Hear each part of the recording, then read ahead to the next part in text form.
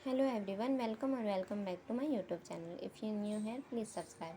तो आज हम करेंगे BECC 103 प्रारंभिक समष्टि अर्थशास्त्र। इसमें कुछ इंपॉर्टेंट क्वेश्चन लेंगे आज हम, जो कि कल एग्ज़ाम में आने की संभावना है।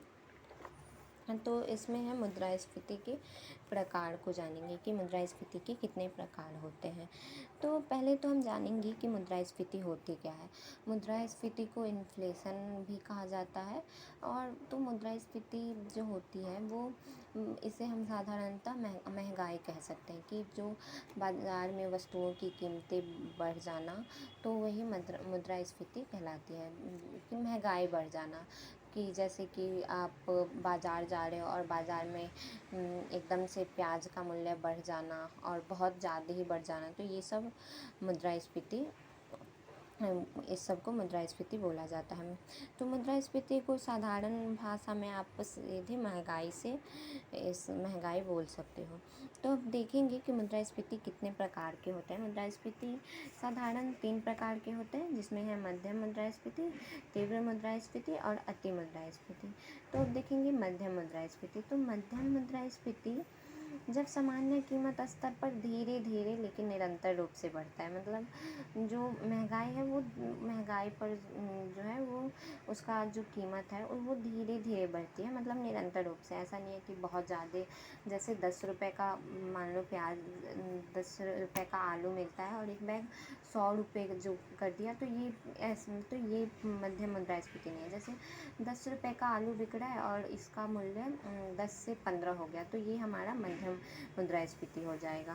भारत के मामले में मौद्रिक नीति समिति प्रतिवर्ष 4% की दर से मुद्रास्फीति लक्ष्यीकरण का समर्थन करते हैं। जो भारत में है, मौद्रिक नीति समिति में हमेशा 4% की दर से मुद्रास्फीति को लक्ष्यीकृत किया जाता है। लक्ष्य के अनुसार मुद्रास्फीति की दर प्रतिवर्ष 2 से 6% की सीमा से बाहर नहीं होनी चाहिए। तो ये मध्यम मुद्रास्फीति कहलाती है, जिसमें 2 से 6% के अंदर ही उसका प्राइस बढ़ता है। तो ये हो गया हमारा मध्यम मुद्रास्फीति, जिसमें बहुत धीरे धीरे और निरंतर रूप से उसका कीमत बढ़ता है। तो ऐसा हमारा मध्यम मुद्रास्फीति हो गया। फिर देखेंगे तीव्र मुद्रास्फीति। तो निरंतर सामान्य कीमत स्तर में वृद्धि की उच्च दर को तीव्र मुद्रास्फीति कहते हैं। जैसे सामान्य स्तर में वृद्धि, मतलब जैसे अगर आज आप 10 रुपये आलू ले रहे हो, फिर अचानक से उस आलू का मूल्य 50 रुपया हो गया, तो ये तीव्र गति से बढ़ रहा है, तो ये हमारा तीव्र मुद्रास्फीति हो जाएगा।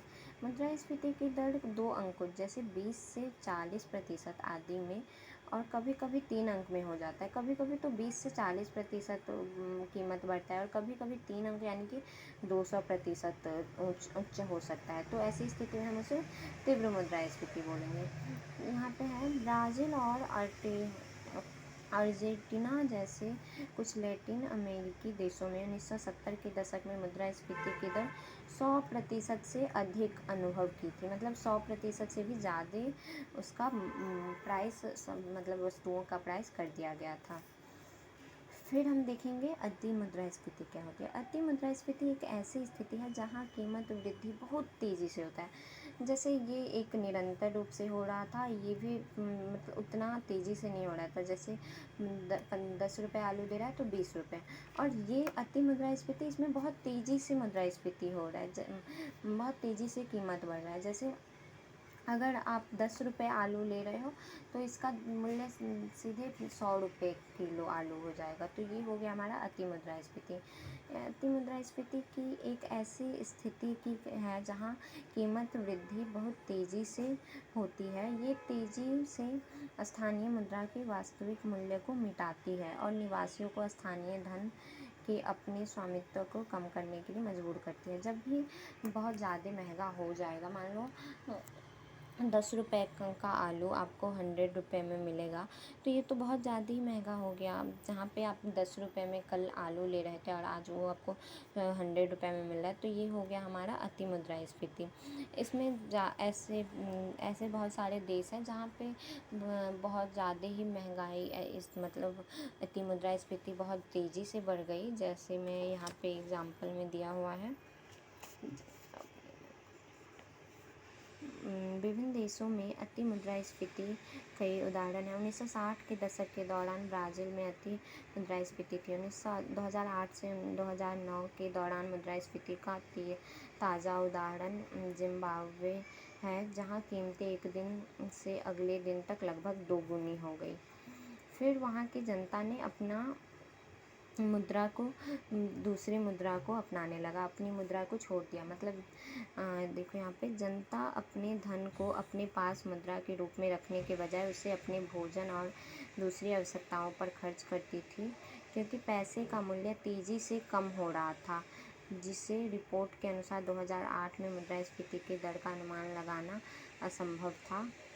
इसके परिणाम स्वरूप देश ने अपनी मुद्रा का त्याग कर दिया। मतलब जैसे ही अति मुद्रास्फीति की समस्या आती है तो फिर देश के लोग भी, क्योंकि बहुत ज़्यादा ही महंगा हो जाता है, इतने ज़्यादा महंगा में पैसे का कोई मूल्य ही नहीं होगा कि लोगों को तो ख़रीदना ही पड़ेगा।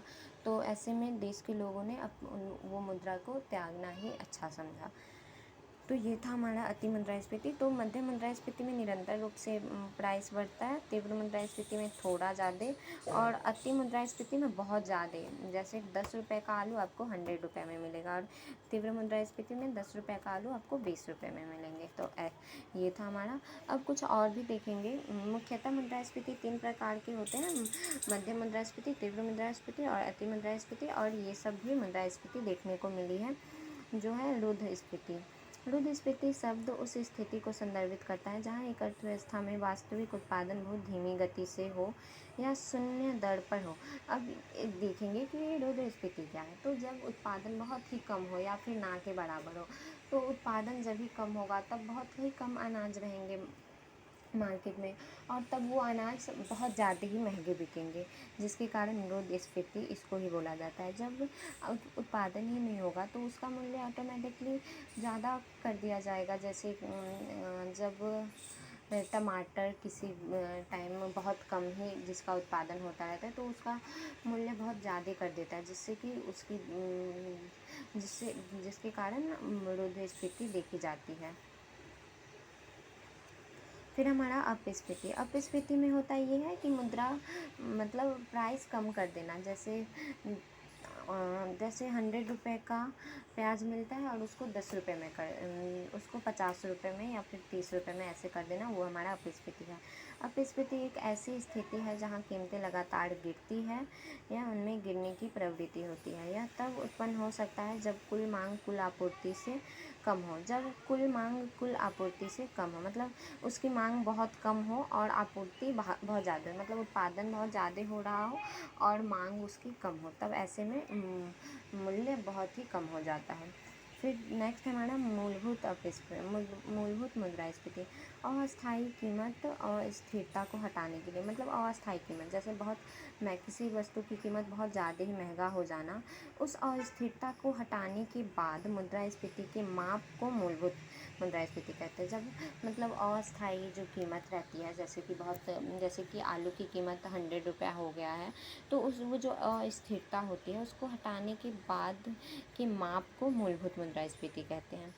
कि यदि अस्थायी उच्चावच का ध्यान रखा जाता है तो वे अनुमानित समग्र मुद्रास्फीति अंकों को प्रभावित कर सकता है। ये वास्तविक मुद्रास्फीति संख्या के साथ मेल नहीं खा पाएगा।